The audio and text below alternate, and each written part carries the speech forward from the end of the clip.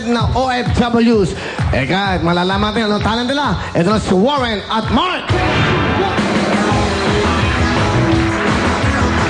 Alright, sobrang saya. Okay, yan ha. Hindi, ulitin ko lang yung sinabi ko kanina. Yung sa Comelec, totoo po yan. Malaking bagay po yon. Naipadala nyo rito po yung machine. At papakita namin araw. Kung gusto nyo po nang makatulong kami, this is one way na makatulong po kami sa inyo. On behalf of Huawei, yun po, makita ho ng buong bansa nung paano mo makaboto. Ilagay natin dito po yung machine at ipakita natin, importante po yan. Okay? Thank you so much. Warren, bumati ka muna. Binabati ko ang mama ko, Mama Aida, Papa Audi, Lola Syunsyon ko, Tita Jingjay, Tita Rani, sa anak kong dalawa. At yan lang po. Ikaw yung OFW, saan ka nagbiyahe? Ako po ay nagtatrabaho po sa Taiwan bilang welder po, paring Willie. Welder? Welder po. Okay. Matagal ka na ba sa Taiwan? Magto 2 years po. Kailan ka babalik? Pagpala rin po. Para baka balik po. Kamusta ba ang buhay ng OFW? Medyo mahirap, pero kailangan talaga magtiyaga po para sa kinabukasan po ng pamilya. That's right. Warren, sino ang kasama mo?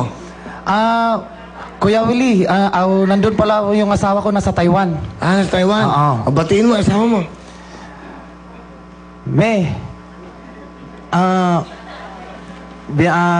Basta maulan ni Timan Igod na lahat ng kung ano man yung mga problema natin, wag nating isipin yung problema kasi problema lang yan eh. Dapat maging masaya tayo. Ibuhos lang natin lahat sa mga anak lang natin. Lalo na ikaw dyan, mag-ingat ka lang dyan, Mi. Nandito ako, kakain pa rin ako para sa ating pamilya. Alright, okay. Warren, sa pong Welders OFW. Warren, sige. Ano ang iyong talent? Kakanta po, Kuya Ano Willie. kakantahin mo? Open Arms po. Galingan mo dahil buong mundo nanonood sa atin. Warren, OFW natin.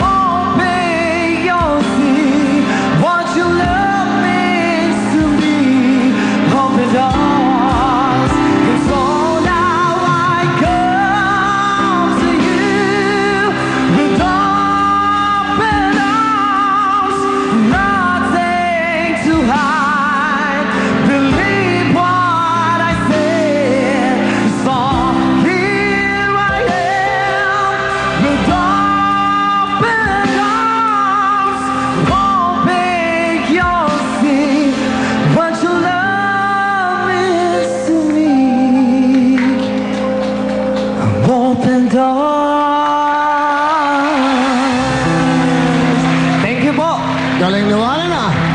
Galing kumanta. Yung ating mga libangan ng ating mga OFWs, nagbibidyo ka yan. Di ba? Sa mga bar, doon sa ano, di ba? Opo, sa sama-sama mga Pilipino, ilang kaligayahan nila. Warren, galing mo. 7,000! Thank you po. Alright, ito naman si Mang Mark. Mark, bumati ka muna, Mark. Binabati ko lahat ng mga taga-Bagong Silang. Lalong-lalo na yung aming mga kapatid dyan. Binabati ko rin yung mga taga-Barangay Pag-asa. Saka yung kaibigan ko si Jojo, para sa inyo. Mark, saan ka nagbiyahe? Saan ka galing? Ang last biyahe ko po, paring Willie sa Japan, sa factory. Ano ka doon? Isa po akong machine operator. At the same time po, nagbabacuum po. Kahit saan po, all around po ako. Babalik ka ba ng Japan?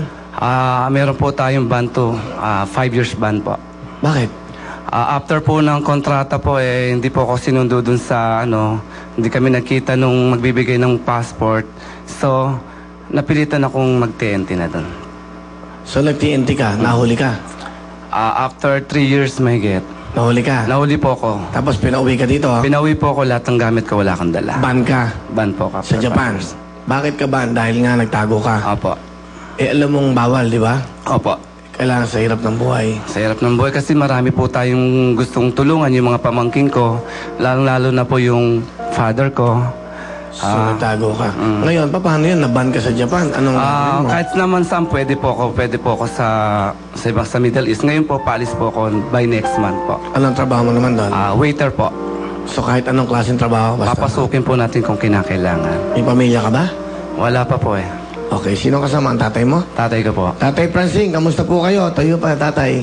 Kamusta po? Magandang hapon po sa inyo, Brother Willie. Ay, brother, kamusta po? Sa kanuunang Brother. pagkakataon, ngayon lang kita nakita sa personal at masaya-masaya pala rito sa loob ng studyong ito. Salamat at po. ako'y nasisiyahan na ako'y makarating dito, di sa guni-guni, hindi sa panaginip, di ko talaga alam na makarating ako rito.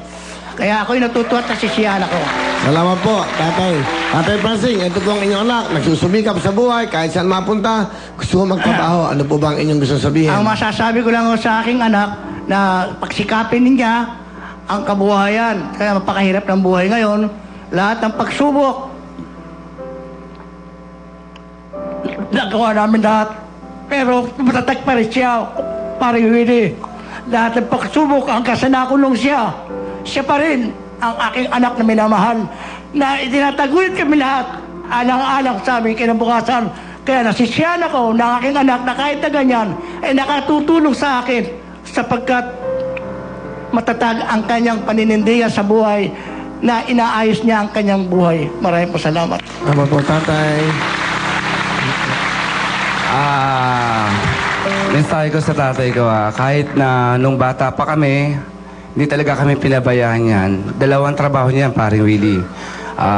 Sa government, employee po siya. At the same time, pagdating po sa bahay, lumalabas po siya ng driver. Para ibuhay po kami pito kasi kami magkakapatid nun. Ano gusto mo sabihin sa papa mo?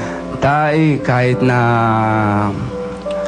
ano mang mangyari ngayon, mahal na mahal kita, hindi ko na masasabi sa inyo. I love you, Tay. Mahal din kita, anak. Huwag mong kalilimutan na magpasalamat sa pong may kapal at manalangin ka at maging panatag at pananampalataya sa Diyos. Gagabayan ka ng ating mahal na Panginoon sa Kristo. Maraming po salamat. Tatay Francis, salamat po. Mark, ano ang talent? Singer po. Ano Akala kakantahin po. mo? Kailangan kita. Ito, pakinggan po natin ang ating OFW na talented, si Mark.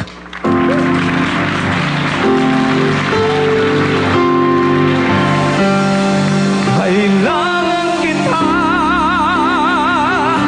ngayon at kailanman. Kailangan mong malaman na ikaw lamang ang tunay kong minamahal. Ang lagi kong dinarasahan. Kailangan kita ngayon at kailanman. Kailangan mong malaman na ikaw lamang ang tunay kong minamahal. At hangik kong hiling ay makapit